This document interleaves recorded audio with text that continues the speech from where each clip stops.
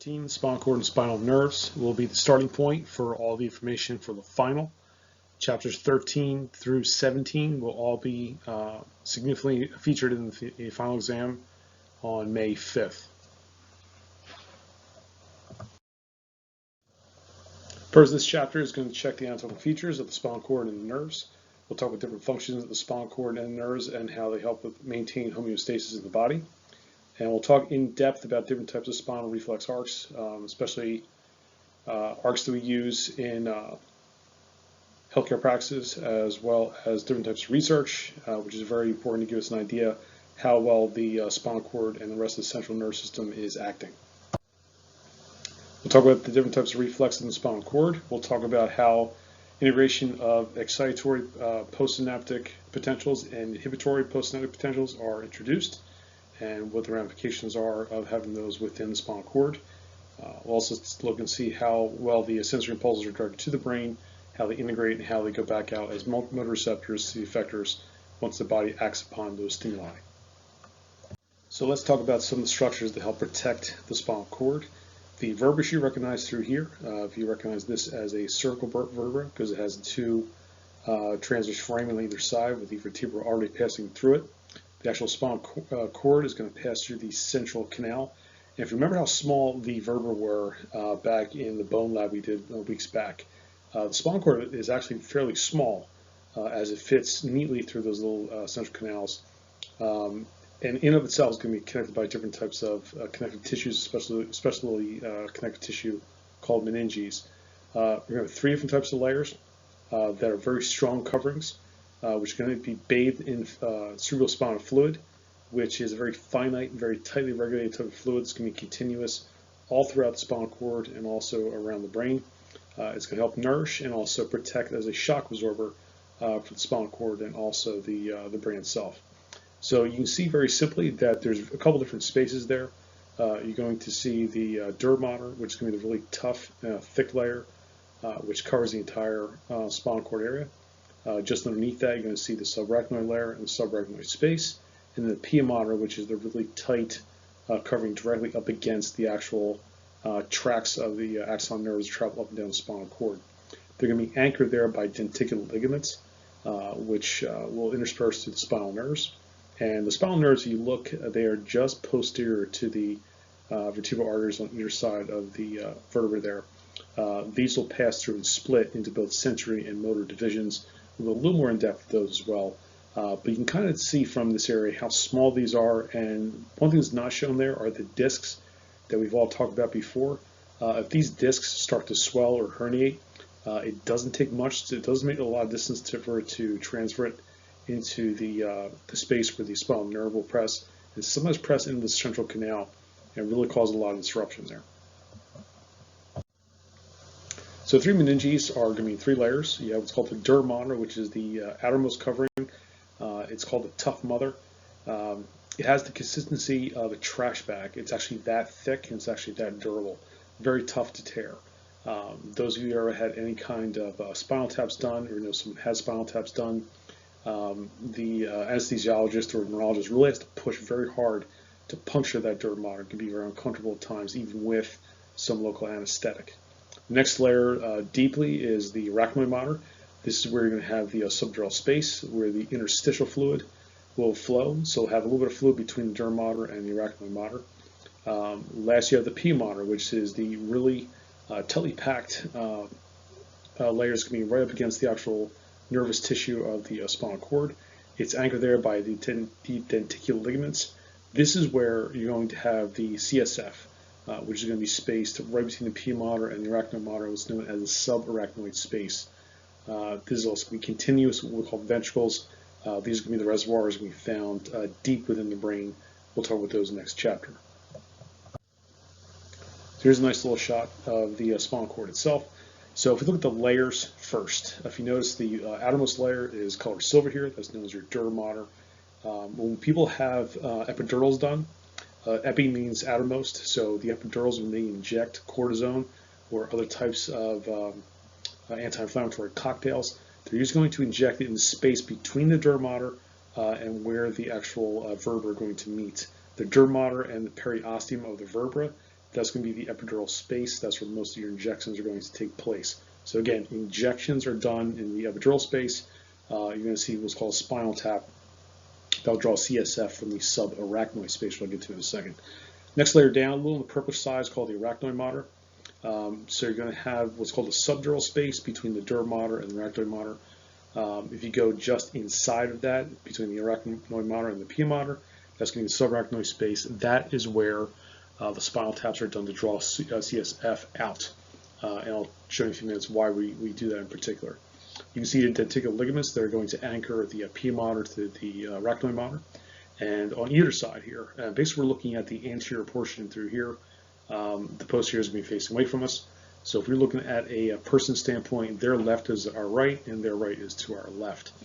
So you can see the spinal nerves that branch off both left and right here. And you notice there's two divisions. You have the anterior division, also the posterior division. You see how they kind of flay out a bit as they attach into the pia mater. Those are known as rootlets. I'll show you a better picture of that in just a few seconds here. But there's different swellings right on the posterior arm. These are your sensory axons that are coming in. Those little swellings there are called dorsal root ganglions. This is where those unipolar cell bodies are going to rest. Then just anterior to that is going to be the motor nerves, which I'll talk to you guys in just a few seconds here. So again, spinal taps and epidurals. So basically, use of a needle will aspirate or draw forth the CSF fluid. Typically, they're going to do this under L2. If you guys remember where L2 is, the second lumbar vertebra. And I'll explain why, in particular, why it's best to take CSF from that space as opposed to anything more superior. There's just more room in that particular area. I'll show you why. However, some women in particular, if when they're pregnant, if they have any kind of spinal tap done or if they have any kind of injections done, if they puncture too much or let's say they don't close off the hole properly, the CSF can leak out a little bit, and these can lead to what's called lumbar puncture headaches. We'll get into this more so we'll get into the brain chapter. But what happens is when you have too little or too much CSF, it puts either too much pressure on the meninges or it causes negative pressure, almost like a drawing forth of meninges. This can be quite painful. Fortunately, it's something that can replenish over time, and I'll get to the exact measurements of how many cc's are actually present in the body later on. But there's a very, very delicate balance of having too little, too much CSF. We basically check this for meningitis, which is the most typical thing you'll see as far as disease processes in the CSF. And as a college student, most of you are probably aware of this. Meningitis can be a pretty big problem on college campuses, whether it be viral or bacterial. Viral meningitis is the lesser of the two. It's kind of we'll call it a self-limiting disease. Eventually you do recover from it. It usually takes about a week or two. It's the bacterial meningitis we have to be careful with, have to catch early. Because this can run amok very quickly and then cause further infection, sometimes irreparable damage to the central nervous system. So again, the epidural injections are usually corticosteroids or other anti-inflammatories. You're going to be injecting those in the epidural space, so it's between the dura mater and also the actual periosteum of the actual vertebra. So you'll see this slide quite often, especially when you guys do the final exam. So this is a nice representation of the different features of the spinal cord itself. Very simply, it's an extension from the medulla oblongata, which is part of your brainstem. Once it passes the foramen magnum, then it's deemed as the spinal cord itself. It will terminate down in L2, sometimes L1, depending on the person, and it's going to be capped off by a cone known as the conus medullaris, which you'll see on this representation between T12 and L1. Some people's down to L2. But that's not where the spinal cord actually ends, because you have what's called a cauda equina, or a horse's tail, where the rest of the nerves, in particular the lumbar, sacral, and the coccygeal nerves, will continue down through those particular areas and form spinal nerves that branch off to the left and to the right. What you'll also notice too is there's different plexes here at the same time, which means there's swellings there, which means there's going to be additional tracts of nerve bundles of axons that are traveling up and also down the spine. You have the cervical plexus, to be roughly between C1 and C5. You have the brachial plexus, which will go into very large detail in the next couple slides here. These will house almost all the nerves that travel through the upper extremity, also down by the torso as well. Your thoracic nerves are going to be the nerves found between the ribs. You're going to have the lumbar swelling or the lumbar plexus, followed by the sacral plexus just below that. Another feature I want to show here as well is what's called the filum terminale. That's going to be a connective tissue link that basically anchors the spinal cord down to the coccyx. The rest of the nerves we'll talk about a little more in depth on different slides that can give you a better picture here. So we'll kind of skip around a little bit. I won't get into muscutaneous nerve or the axillary nerve or the sacral nerve until later on. But the length of your spinal cord stays roughly the same from the medulla down to about L1 and L2, even though as a child, basically what ends up happening as you grow, the basic length of the spinal cord doesn't really grow too much, but the caudal line starts to drop further and further down. Okay, there's another very important slide here. So this is a transverse section of the lumbar spinal cord. There's a couple features I want to point out to you at first. If you notice here, we have both gray and white matter in this section of the spinal cord. And basically the gray matter is going to form almost like an H pattern through here. This helps us partition different areas of the white matter that you see surrounding there. First thing I'll note is you'll have what's called the central canal. That's where the CSF is going to be drawn right down through the entire length of the spinal cord. It is very important for depositing nutrients and drawing away wastes up and down the entire length of the spinal cord. You have what's called the gray commissure, which forms the crossbar of the H.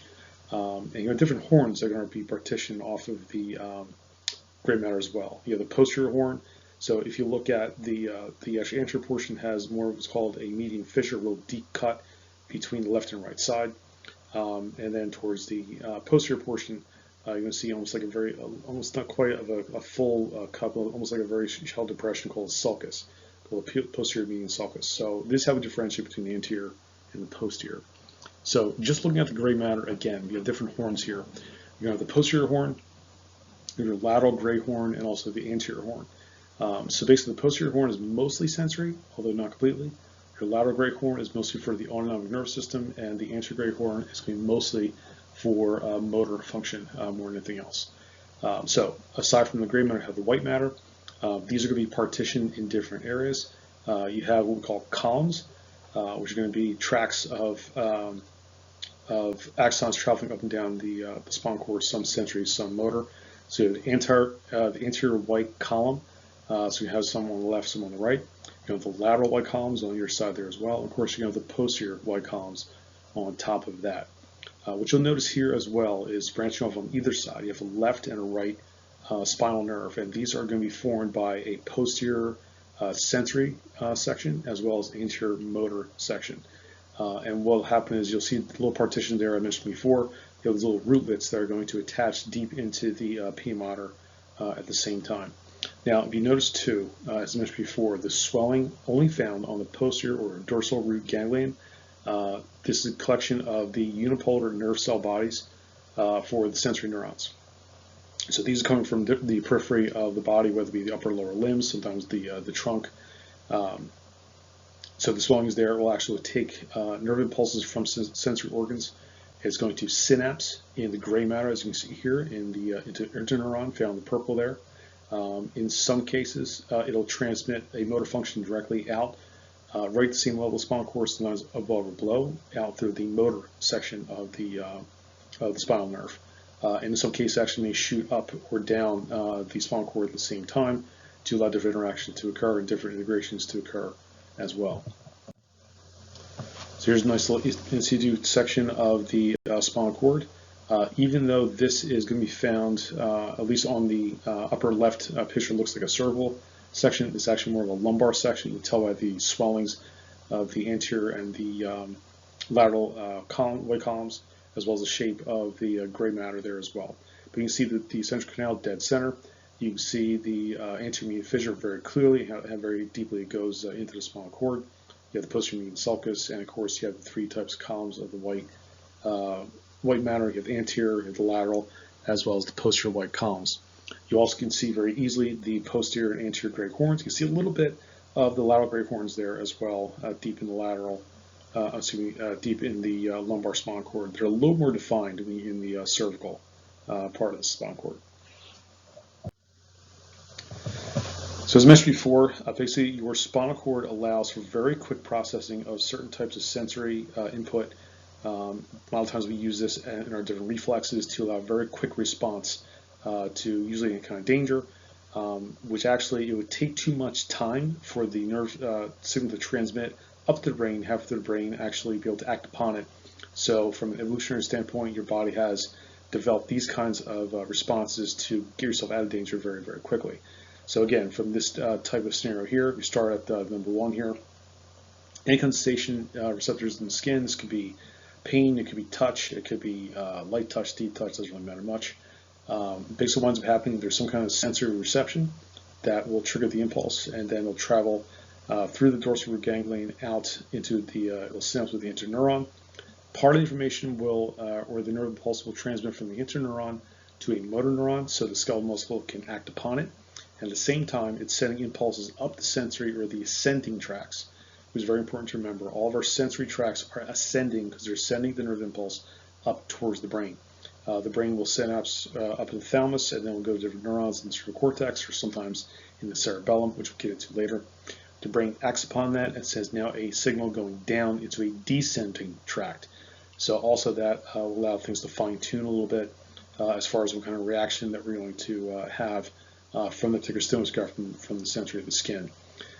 This also may cross over, it may travel up to the same side of the spinal cord, it may travel to the opposite side of the spinal cord, depending on where these nerves will synapse. So a lot of times you'll also see an autonomic reaction at the same time, whether it be cardiac muscle, whether it will increase heart rate or increase heart contraction. It may have you empty your bladder, or it actually may increase some glandular secretions to secrete, say, epinephrine or norepinephrine. So again, these are all basically the kinds of things that if you sense any kind of danger. Now on the flip side, let's say if you're very warm, or let's say you're getting a very pleasurable type of sensation on the skin, this would be more of a parasympathetic type thing. This will actually help you relax things at the same time. So this can go either way. This can either go to a very excitatory type of issue, try and get yourself out of danger or kind of pep yourself up, or it could be more of a parasympathetic, more of a calming effect. But use this kind of sensory and motor processing to achieve that kind of reaction. So spinal cord segments are going to have different types of swellings.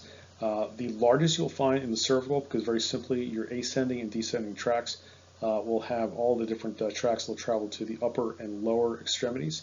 Once you've kind of bypassed the areas of the upper extremity, then the spinal cord starts to shrink a little bit down towards the thoracic area. And this carries most of the lumbar segments of tracts even further down. Once you get into the lumbar area, it does swell ever so slightly. If you notice in particular, the gray matter tends to swell a little more because there's more interactions there, especially the lumbar and sacral plexuses. And sacral looks a little bit smaller than the lumbar, but it still has a very strong gray matter presence there, as it has more so only the white matter tracts for the lower extremities. And the coccygeal looks very much so like the sacral, except a lot smaller. So as far as the spinal nerves go, they connect the central nervous system to the different sensory receptors, and also will project all the motor impulses down to the muscles and glands. We have 31 pairs of spinal nerves. Now these kind of follow the different vertebrae that you can find in different sections of the spine. However, if you look here, we have 31 pairs of spinal nerves. We have 8 cervical nerves, and that might throw up a red flag too, because we only have 7 cervical vertebrae. So very simply, we have an extra cervical nerve that's going to be named by the vertebra below. So picture this: you've got a pair of cervical nerves that are branched off left and right between the occiput and C1. So very simply, the C1 nerve lays on top of the atlas or C1 vertebra, all the way on to C2, 3, 4, 5, 6, 7. But now we have a nerve between C7 and T1. This can be an extra cervical nerve, not really extra, but basically we name it as C8. And then after that, all your thoracic nerves are going to fall just below each thoracic vertebra. So T1, T2, all the way down to T12 will be just below the vertebra that's named to, and that follows through with the lumbar as well. So we have L1, 2, 3, 4, 5. And then we have different sacral nerves. We have 5 of them. These are through different sacral foramina. So basically S1 will be found between L5 and the first sacral segment. And then the following will actually pass through sacral foramina 2 down through 5, and we'll have 1 coccygeal nerve. But each spinal nerve is going to have both an anterior and a posterior portion of it. So let's look at different types of coverings that we find in the spinal nerves. Thankfully, this follows almost the same kind of progression we saw back with the muscle. So very simply, you have the entire spinal nerves going to be covered by the epineurium, and then different fascicles that we find, almost very similar to the muscle fascicle we saw before. Each fascicle is going to be covered by the perineurium. And then in between each individual axon himself is going to be covered by the endoneurium. It's going to basically encapsulate the myelin sheet, if there is one, around the axon itself. And of course, traveling through these particular nerves, you're going to find very small blood vessels, both arteries and veins, that'll draw in or draw out different nutrients and waste products, both deep within the spinal nerves. So different branches of the spinal nerves, you'll see they'll branch off as soon as they get past the spinal cord level and we get between the intervertebral foramen, which is going to be the areas where the spinal nerves branch off left and right. This is a superior view. As you can see, there's not a lot of space, even though this is a representation, there's not a lot of space between the actual spinal cord itself. You'll see a little bit of those spaces we had talked about before, both the epidural space, subarachnoid space, then the actual spinal cord itself. You can see very easily the denticular ligaments found almost like in a bluish-whitish pattern there. And one thing I didn't point out too is in the epidural space, you have some fatty layer there that's more of a cushion area. You also have different types of plexes of veins and arteries are going to run parallel to the spinal cord there as well. Very simply, you'll have the spinal cords will exit between the different types of vertebra, both to the left and right. And as soon as they pass through those foramina, they start to branch off. You're going to have a branch that's going to go towards the anterior, which is known as the rami communicantes. This is where you're going to have the different types of ganglion for the sympathetic trunk. You're going to have the anterior and also the posterior root that's going to pass down for the motor and the sensory respectively. You're going to have what's called the posterior dorsal ramus. These are going to go back into the spinal cord levels of each of the small muscles in the posterior portion of the spine. So these will be all your paraspinals. It will be the longissimus. It would be the thoracis. It will be the iliocostalis. It will be the spinalis muscles. It will be the small muscles in between those two vertebrae too. So your spinalis muscles, the intertransversi, the rotors, and also the multifidi. All of those muscles are going to be innervated by the dorsal ramus of each individual spinal nerve. So different plexes that we'll talk about too. There's going to be 5 of them. On the outside will be the intercostal nerves. These are going to be thoracic nerves. They're going to be found in between the ribs themselves that controls the intercostal muscles and also will innervate from the sensory perception of those patches of skin. So we'll go step by step in each of the plexes here, but it's basically almost like a spaghetti-like network of axons. So we'll see the ones that actually form the nerves could actually have different branches from multiple levels of the spinal cord that could be affecting them in particular, and it's very important for my kind of line of work, and also if you deal with physiology or orthopedics, or even any kind of neurology. When we see symptoms, which we'll talk about a bit when we get into the spinal nerve lab, we start seeing certain types of symptoms in the periphery, in the extremities, numbness, tingling, muscle weakness, or twitching, sometimes even problems with reflexes. We can kind of go back and see what plexes are being affected based on what muscles that we see may be too flaccid or too spastic, or certain patches of skin, which I'll talk about in a little bit. If there's any kind of disruption there, we can get an idea what's going on there. Then usually that's when we push forward and do some kind of testing, x-rays, MRIs, CAT scans, to kind of see what kind of problem we're having with those particular plexes. So first we'll look at the cervical plexus. So basically you're going to see from C1 down to about C5, a couple of nerves that we'll talk about here. One in particular is you're going to find from C4, you're going to have a little bit of connection that's going down to the next plexus, we know the brachial plexus. It's going to be a major plexus you're going to see for the arms. But we look at any kind of plexus, we're always keeping in mind the roots in particular. In this case, this one's not too complicated. They derive right into the actual nerves themselves. So you notice some of these nerves are actually going to be innervated by multiple levels of the cervical spinal nerve entanglement. So if you look at some of these nerves here, look at the left occipital, the greater auricular, these are sensory nerves. These are mostly to innervate the skin. The left occipital is going to be more so around the back of the scalp, around the occiput area as you would ascertain, and also a little bit to the ear. The great auricular, great auricular means ear. Basically that's going to work on the scalp and also the skin over the ear, and also just behind the ear as well. You have the transverse cervical, again, sensory again, as you would be able to figure out. Transverse cervical is going to be the sides of the neck, uses the anterior and lateral aspect. And also you're going to have the, we're going to skip down to the supraclavicular. That's the last one's going to be your sensory nerve. These are going to be mostly innervated the area above the clavicle, around the chest and shoulder area. Now your motor nerves are going to be comprised of the superior and inferior root of what's called the ansa cervicalis. These will basically take care of most of the infrahyoid muscles. You have the phrenic nerve. It's going to be found that right down through there. It's going to get some innervation with C3, C4, and C5. If you remember, the phrenic nerve is very important because it controls what muscle? It controls the diaphragm. This is the muscle, or excuse me, the nerve that gets inhibited when you get the wind knocked out of you. Those who play any kind of contact sports, or get any kind of blow to the stomach, a lot of times you can't breathe because it shocks that phrenic nerve, and then all of a sudden you can't use diaphragm to inhale. And the last thing you see, we shouldn't really see too much here, but you'll see them in the next slide here, the segmental branches. These are the ones that are going to innervate all the different deep skeletal muscles. So it would be the scalene muscles, the anterior, posterior, and the middle scalenes, part of the levator scapulae, and some of the deep muscles of the neck. Okay, there's your chart to reference by. So basically, we should go through this a little bit here. Most of the time, I'll ask you where these particular nerves are going to, whether sensory or motor, and where they're going to distribute to. More so in the brachial plexus, not with the cervical plexus. I'm not too concerned with the point of origin, because for the most part, they're almost dead center of the sensory branches. We found mostly between C2 and C4. But I won't get that nitpicky with that. But I do want you to know where these particular branches are going to innervate, as well as for the motor. And the phrenic is pretty easy; it's only a diaphragm. The ansa cervicalis, we know this mostly for the infrahyoid and the genohyoid muscles. The segmental branches, again, they should be pretty easy to pick up.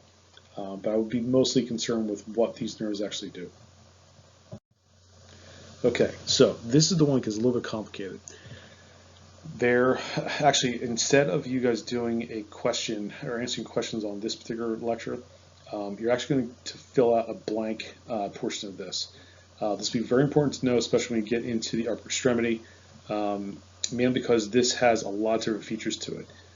So basically, you're going to start with the roots themselves. So the roots are going to be primarily from C5 to T1. Excuse me. Some partial innervation from C4 and T2. Next, you have trunks. You have 3 trunks here. You have superior, middle, and inferior trunk, followed by 2 divisions with an anterior and posterior division, followed by different chords. There's the lateral, a posterior and medial chord, followed by the branches. Now, the branches, this is where the actual nerves are going to partition from. This we have, if you go through the list here, you have the dorsal scapular. This one's very important because it innervates the levator scapulae, the rhomboid major and minor muscles. You've got the nerve of the subclavius, which goes to the subclavius muscle. You have the suprascapular muscle, which is going to go to both the supra and infraspinatus muscles. Remember, both of the rotator cuff muscles. You have the lateral pectoral, which is your pec major nerve. The musculocutaneous nerve, remember this one from, you looked at the biceps brachii muscle, the corpus brachialis, as well as the brachialis muscles. The axillary nerve, very important for the deltoid, as well as teres minor. You got the median nerve, which controls the majority of the anterior portion of your flexor muscles down by the hand. Also the lateral portion, especially the thumb and also the index and middle fingers for the hand. Next, the biggest nerve you're going to find there is the radial nerve. This takes care of pretty much the majority of most of the posterior muscles found in the upper extremity. Then you have the ulnar nerve, which is going to take care of most of the flexor muscles on the medial side of the forearm. You have the medial cutaneous nerve of the forearm, medial cutaneous nerve of the arm. You see cutaneous, it means basically skin, sensory. That's what those 2 nerves are going to do there. They follow ourselves around the lower subscapular nerve. It's going to be mostly for your subscapularis muscle and teres major. You have the lower subscapular, which is going to be more so for the I'm sorry, I just mentioned that, pardon me. Thoracodorsal nerve is going to be for the latissimus dorsi. The upper subscapular is going to be for your subscapularis muscle there as well. Of course, there's your medial pectoral, also innervates the pectoralis major. And finally, off to the bottom on the right side there, long thoracic, that's for your stratus anterior muscle.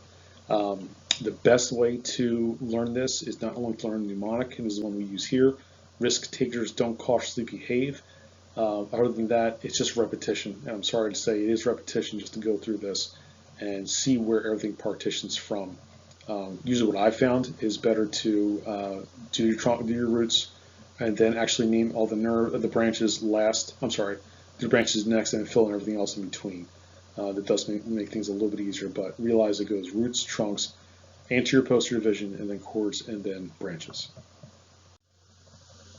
All right, here's a representation of the nerves that travel all the way down the arm. So again, I won't go too much into this. It's very similar to the nerve chart I gave you guys back in the muscle system chapter, but you can kind of see where each of the nerves is going to branch from. As you can tell too, usually any kind of injury, whether it be a blow downward coming into the neck over the clavicle, that can also deaden some of the areas. Striking someone in the armpit or any kind of injury to the armpit there as well can also injure the brachial plexus very easily at the same time. So you can kind of see, especially people that have chronic injuries, let's say if they chronically dislocate shoulders, or let's say people do a lot of work in front of the computer, the shoulder rolls in anteriorly and comes immediately and basically chokes off some of these nerves. That's why a lot of us will get numbness and tingling, especially in the hand and in the fingers, because you're constantly putting pressure from poor posture all through that brachial plexus. All right, there's your chart there.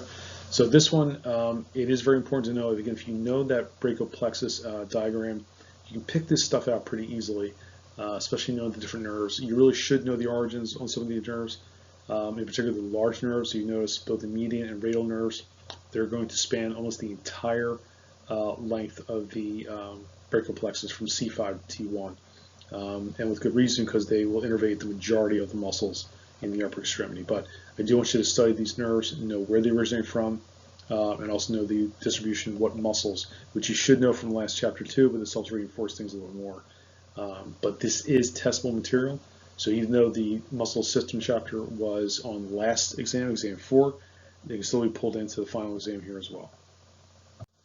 So let's talk about some injuries to the brachial plexus. So I've seen a couple of these in practice.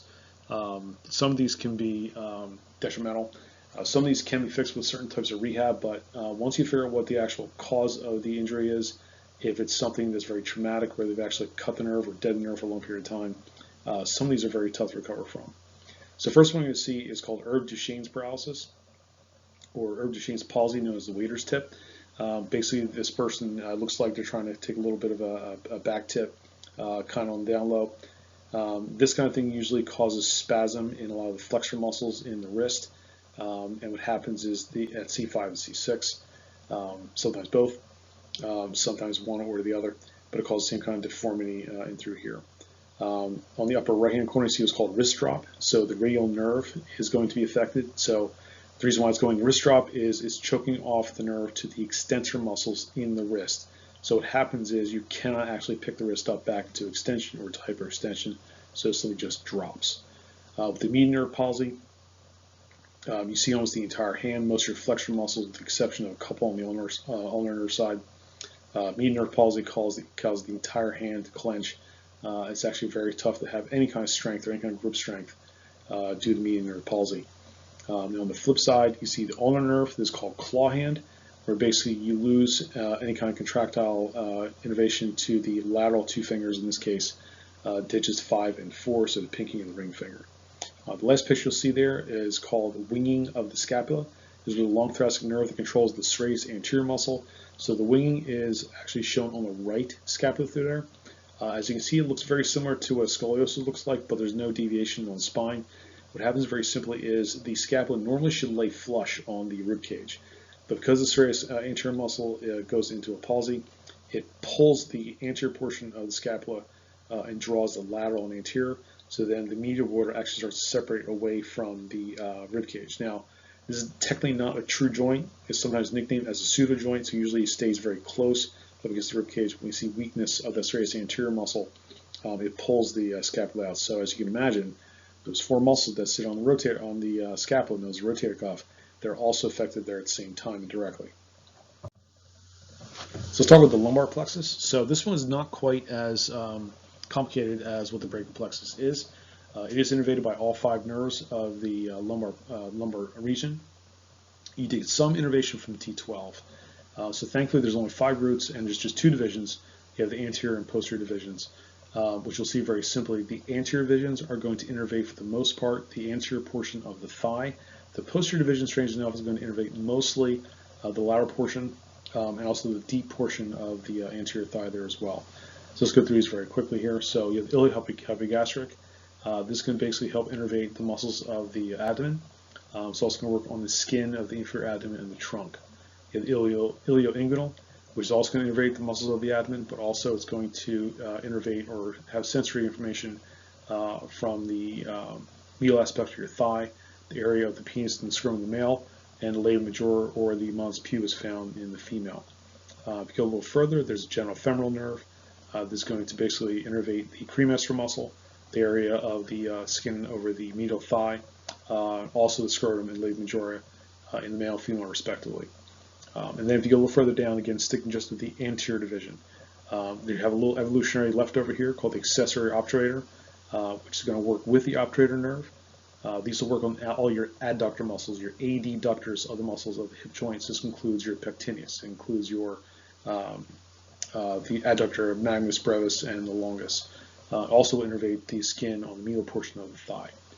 Now let's look at the two posterior division nerves. You have the lateral cutaneous nerve of the thigh. Remember, just like when we talk about the upper extremity, the lateral cutaneous nerve basically will innervate the skin on the lateral portion of the thigh. Your femoral nerve is probably the biggest and most important nerve of the lumbar plexus.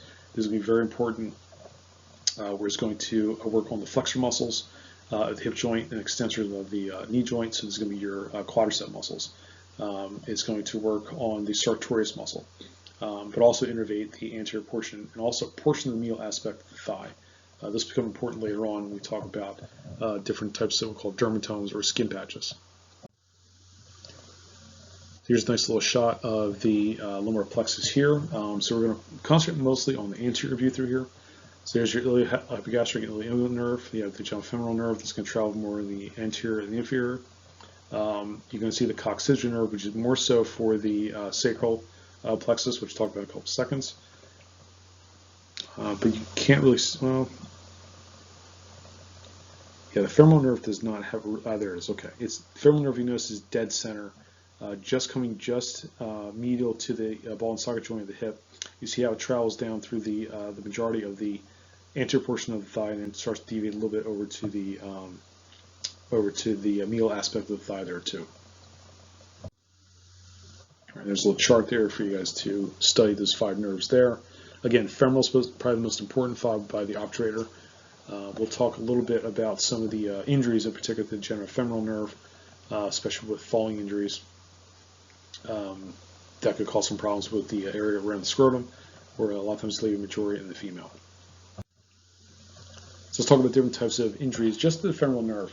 So the femoral nerve, a lot of times we see, we should talk before in the last chapter, neuralgia paresthetica, where a lot of times you'll see compression of the femoral nerve, whether it be to someone who's pregnant, or they're overweight, or they have different types of jobs that may require them to wear a tool belt.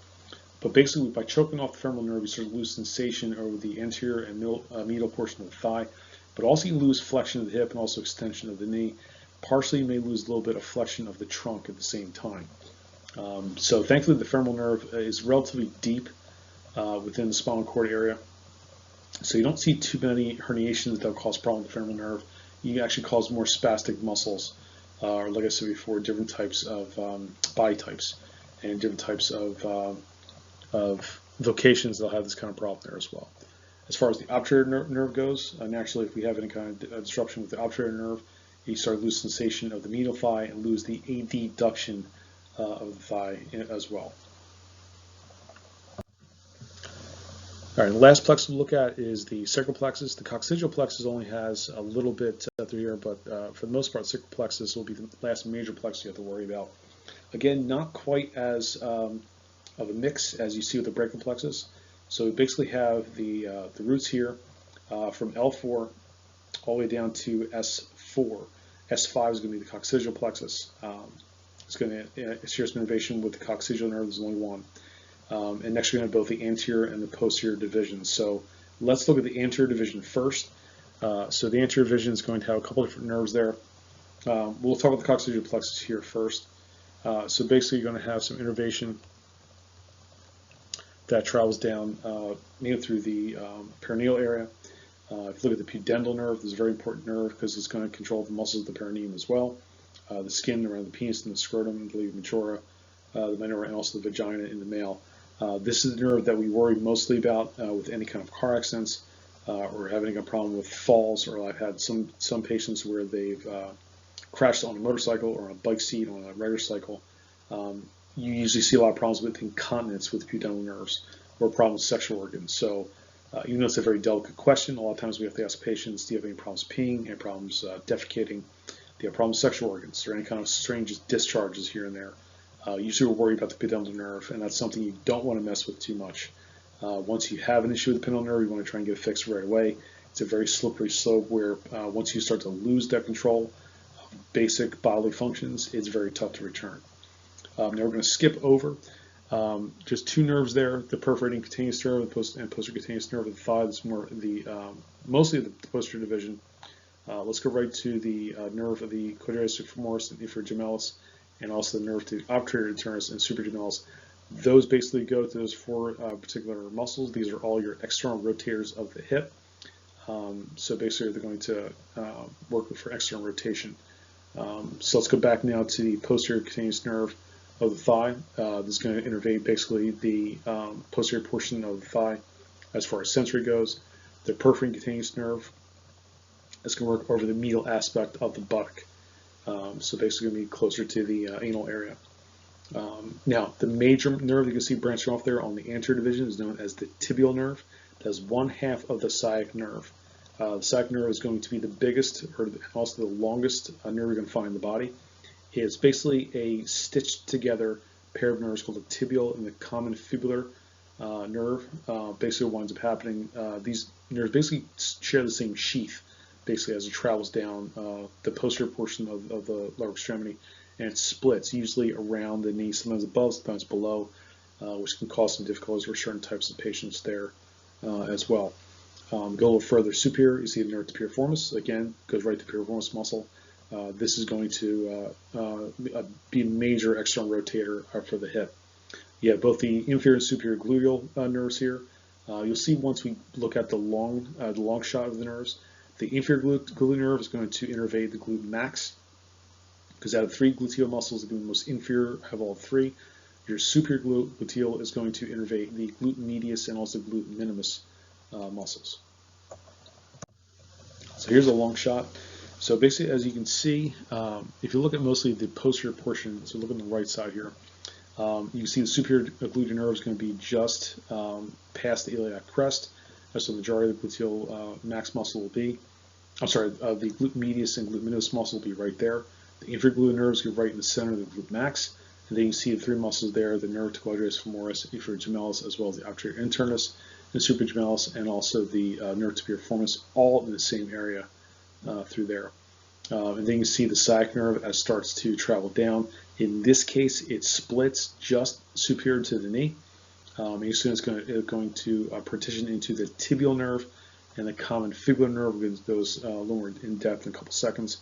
And that's going to innervate pretty much the entire, both the anterior and posterior compartments of the lower leg. And also going to further, the tibial nerve will actually branch a little deeper into the medial plantar and lateral plantar nerves. Going to cover most of the nerves of the foot. Look on the left side, you see the fibular nerve. It's going to also partition to the deep fibular nerve and suprafibular nerve, which I'll talk to you about in a couple seconds. Okay, so let's go through these. Mainly, let's skim through from superior gluteal down to pudendal, and then we'll go a little more in depth with sciatic nerve and how that branches off.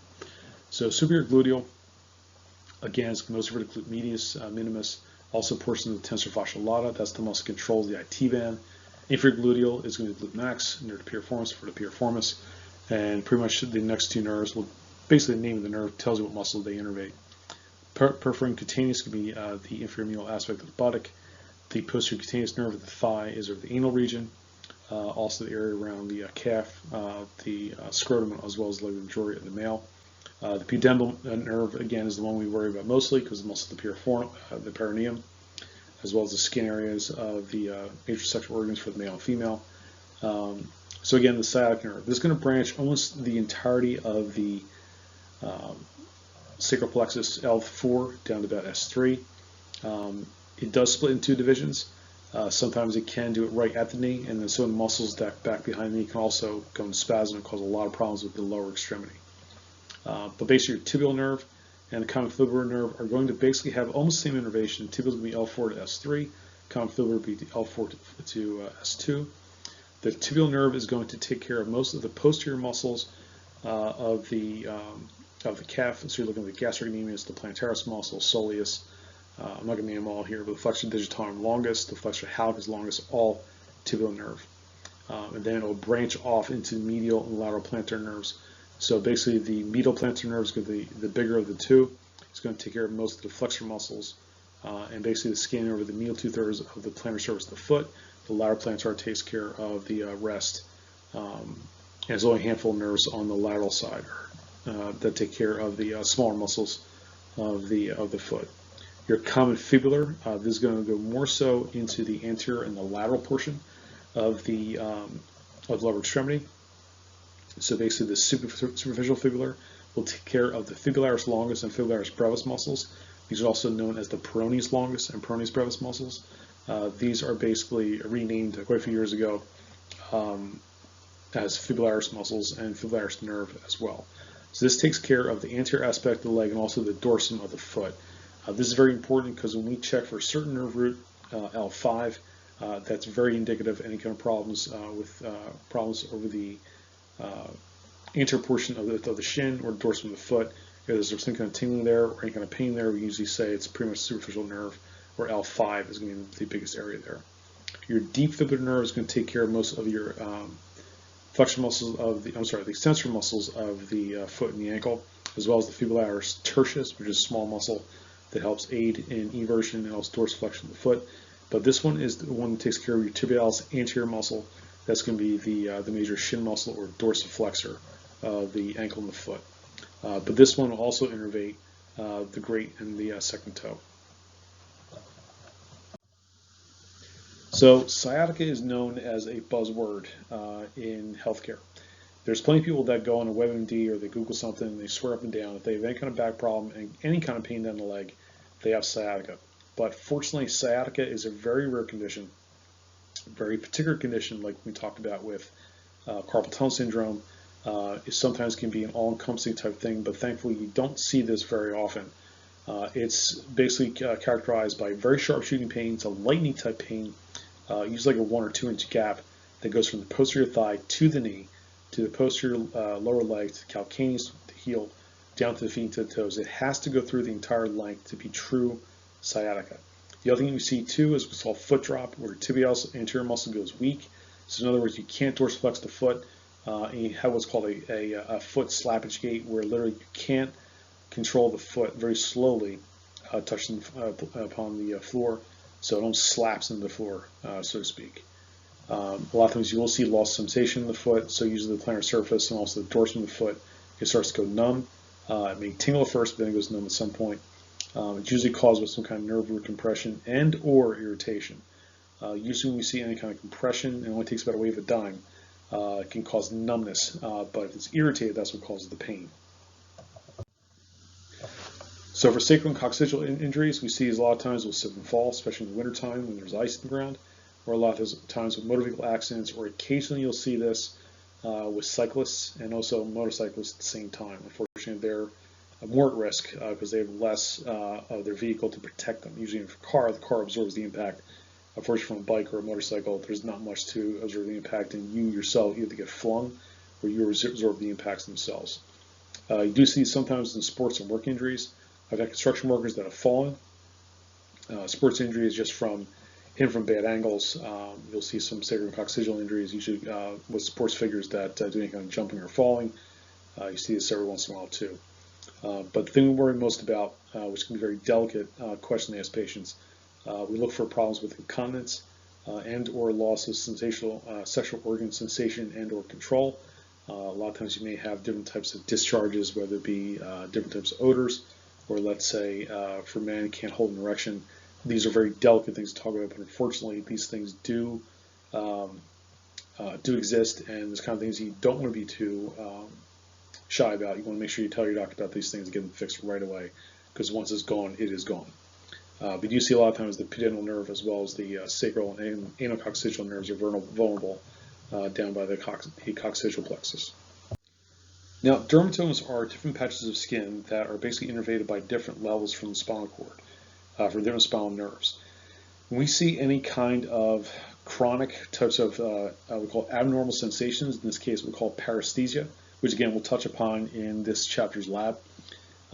We see any kind of tingling, numbness, burning along a certain dermatome, and we can test it and kind of reproduce it a bit. That gives us a very good idea of how well the nerve is functioning back at the spinal cord level. These are oftentimes will carry cold, they'll carry touch, deep touch, vibration sense, and also pain. When these get disrupted, naturally, if you can't feel pain in a certain area, that can be a problem, especially if you want to try and save yourself from any kind of damage. I've got some patients who have certain numbness in certain fingers of the hand, and they can burn themselves very easily because they don't feel the pain. So a lot of times in certain areas where they've had injuries in the past, they have to be mindful as they're doing certain types of activities before they hurt themselves further. Now, if you look here on the dermatomal pattern here, the other dermatomal pattern you saw on the last slide, if you want to go back, it kind of looks a little bit haphazard. The dermatomal patterns are based off of a quadruped. So again, from an evolutionary standpoint, if you basically line up each vertebra through here, this one makes a little bit more sense versus looking at the other picture we just had through there. So you can see if this was a dog or a cat, you can see very simply they line up very nicely from level to level. When you stand up there, it looks a little bit different. So it's not a perfect representation. This is not found in your textbook. This gives you a good idea of why certain patches of the skin will go back and give us an idea of what kind of function we're having with the spinal cord level and the spinal nerves contained therein. So we talk about spinal cord physiology. We basically have white matter tracts that are conducting nerve impulses both to and from the brain. So again, ascending or descending tracts. It's the gray matter that is going to receive some information and integrate the incoming and outgoing information to either perform spinal reflexes or also to generate any kind of motor output to smooth muscle, cardiac, or sometimes glands as well. So we look at different types of pain patterns. We look at what's called a gate control theory. This becomes very important, which we'll talk about probably in another chapter or two, how the gray matter is going to interact. This is why a lot of times when we look at chronic conditions, the gray matter in particular can cause certain cascading events to occur, which a lot of times with certain types of practitioners like myself, physical therapists, even personal trainers, you're working for ways to kind of circumvent this gray matter a bit, or at least introduce new input to stop these kinds of spinal reflexes from occurring and really starting these cascading events.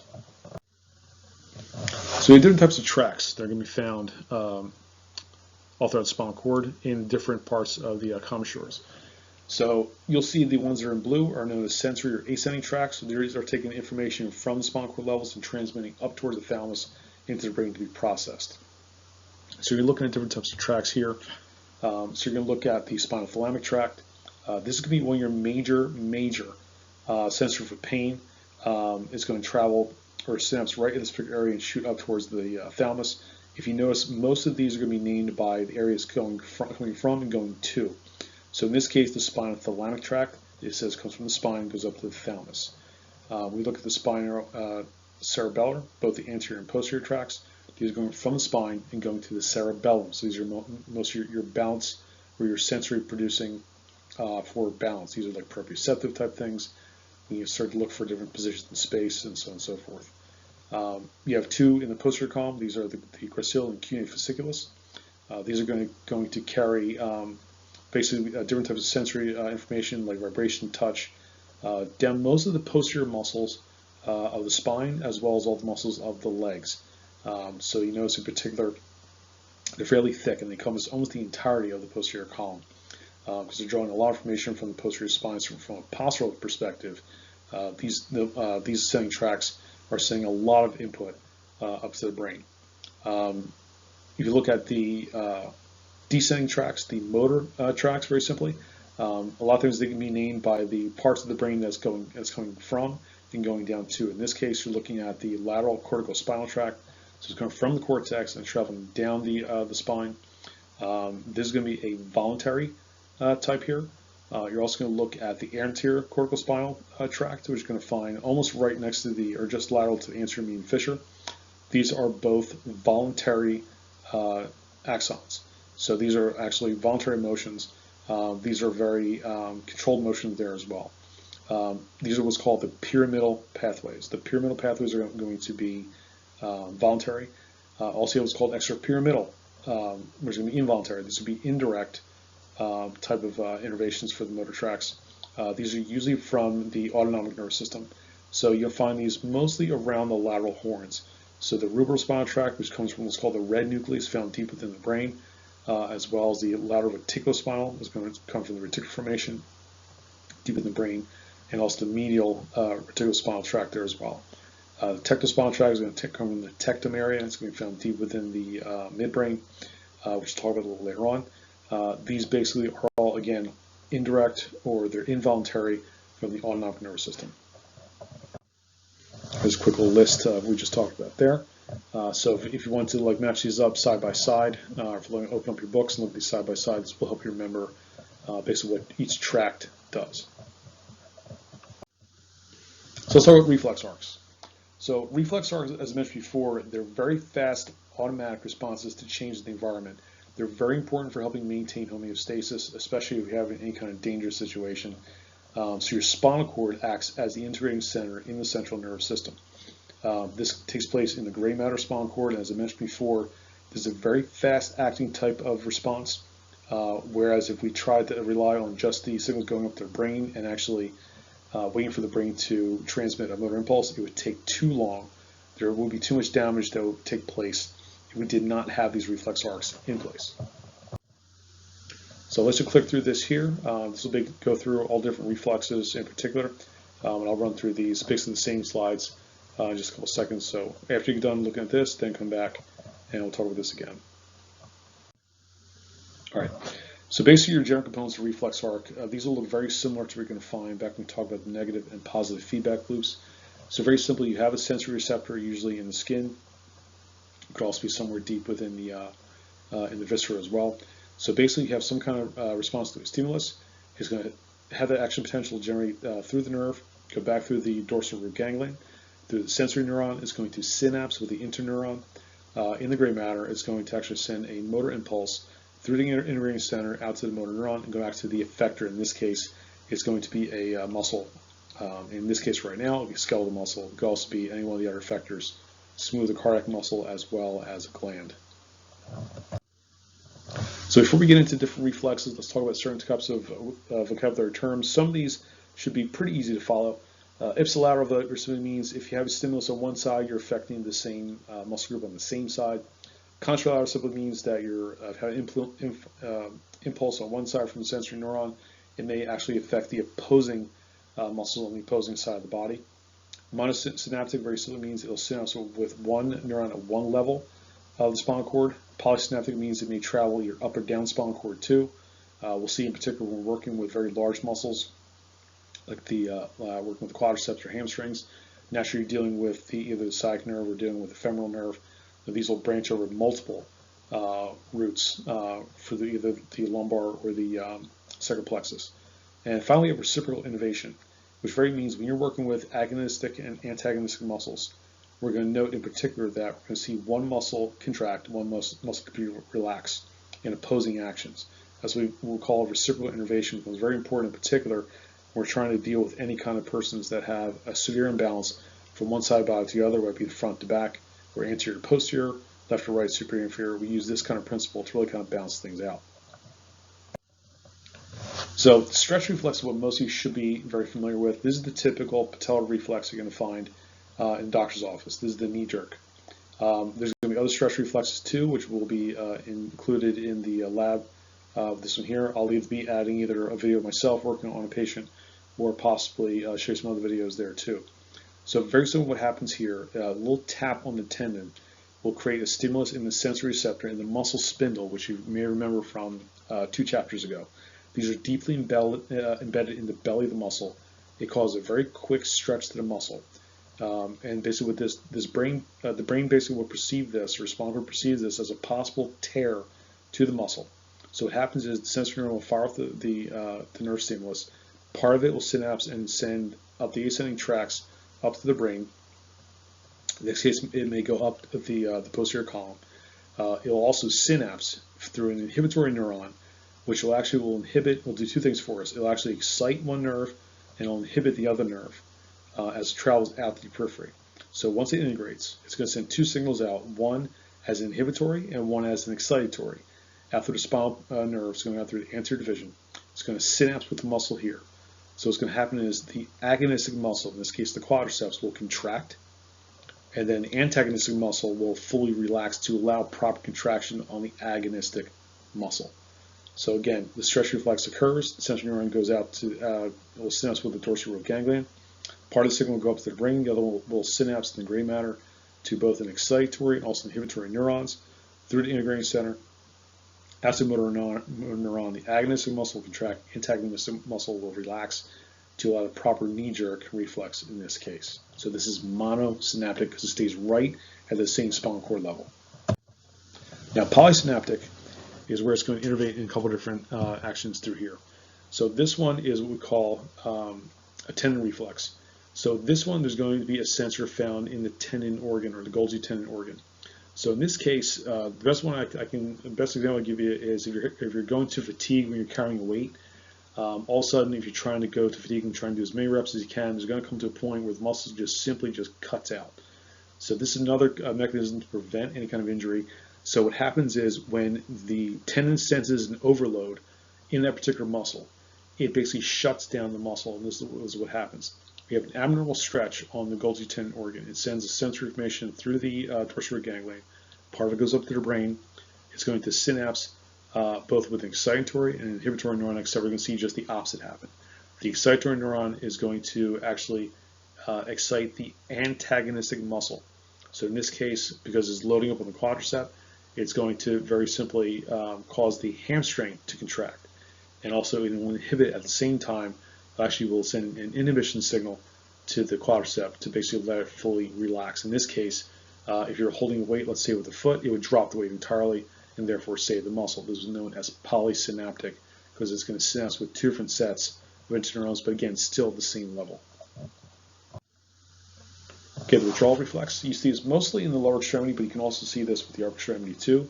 So very simple, you're going to see anytime you are going to come up against any kind of painful signal, you're trying to draw the limb away to avoid any further pain. This is called an intersegment reflex arc. Known as the flexor withdrawal arc because what's happening is we're spanning different levels of the spinal cord. So usually these are going to be the long muscles you're going to find around the upper and lower torso. In this case, we're going to show the hamstrings in particular. So again, it's showing the foot, and again, we're only looking at the right foot here. So just one limb stepping on attack or some kind of nervous impulse. It's going to send the sensory nerve up to the dorsal ganglion at one level. It's going to synapse at the interneuron at the same time. It's going to send sensory signals up to the ascending area and also send signals down descending to the same area. It's going to cause a motor response and also a sensory response. So part of the sensory response doesn't show here, it'll also go up to the brain. So what's going to wind up happening is it actually will contract the agonistic muscle in three different levels here. So the same motor output is going to come from three levels. So in this case, for the hamstring, it may come from as high as L5, maybe S1, S2. It'll cause contraction in all three of those areas to draw the leg away as quickly as possible. The cross-extensor reflex. This is going to be the next step. So not only is it going to be polysynaptic and also intersegmental, it's going to be contralateral as well. You only see this in the lower extremity. You can see this in the upper extremity with very few exceptions. Mostly if you're like in a push-up position walking your hands, yes, you can have the cross-extensor reflex there too, although traditionally you see this mostly in the lower limbs. So very simply, it's going to be the same thing except the one step further. So in this case, what winds up happening is you have one foot, you're going to have pain sensation in the right foot, steps on attack. You're going to see the same thing where it's going to send sensory information up to one level. It's going to integrate at the gray matter with the interneurons. It's going to go not only up and down different sections of the spinal cord into the intersegmental arc, but it's also going to go to the contralateral side.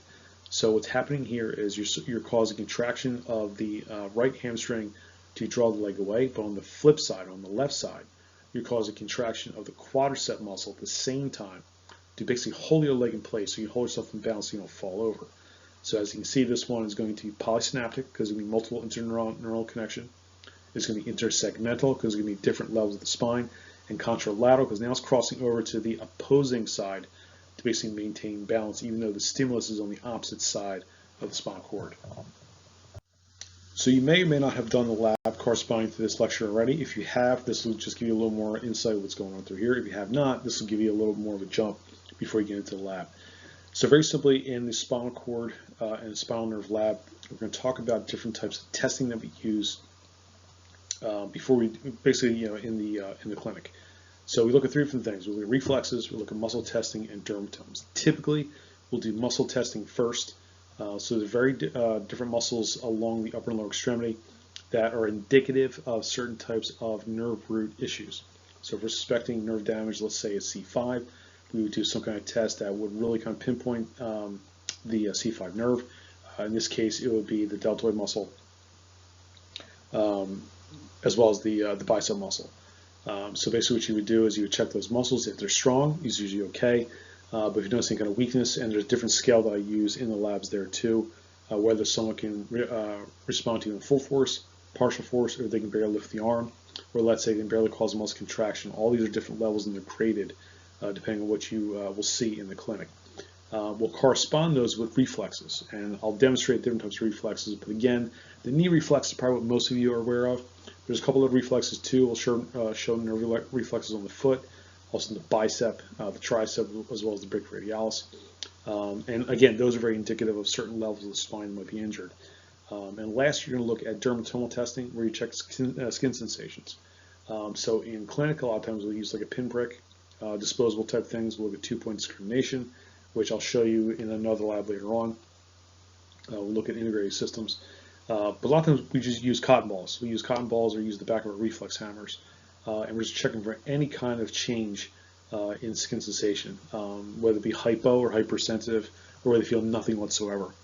But a lot of times what we'll do is, if we do suspect a nerve root kind of problem, usually we'll see correlation. And actually you'll do this based on what kind of nerve roots that I'll give you, what kind of things you expect to see once you learn the different muscles, reflexes, and dermatomes that correspond to different levels.